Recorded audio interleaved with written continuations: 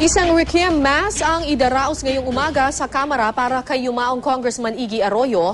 Mula sa Batasang Pambansa, may news to go si Jamie Santos live. Jamie. Kara, dumating na nga ngayong umaga ang labi ng pumanaw na Negros Occidental Representative Iggy Arroyo dito sa Batasang Pambansa. Mula sa burol sa Lavisa sa Loyola Heights, Quezon City, inilipat ang labi ni Iggy Arroyo dito sa Kamara de Representantes. Alas 10 mamaya, isang requiem mass ang alay para sa yumaong kongresista na susundan ng necrological services. Sa mga oras na ito, naipasok na ang mga labi ng kongresista dito sa Session Hall.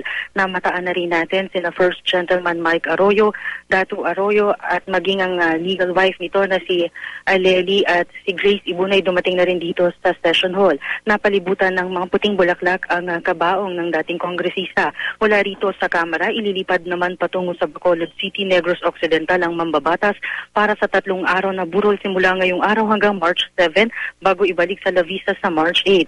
Alauna ng hapon mamaya, iaalis ang labi ng kongresista dito sa Kamara at ililipat sa St. Mary Magdalene Church sa Hinigaran, Negros Occidental. Alauna ng hapon naman ng March 8, nakatakda ang last viewing sa La Vista. Sa March 9 naman ng alas 10 ng umaga, isang misa ang gagawin sa La Vista bago ihatid sa kanyang huling hantungan si Congressman Arroyo sa tabi ng puntod ng kanyang ina sa March 9 sa Manila North Cemetery. At yan ang latest mula rito sa Kamara. Jamie Santos, GMA News.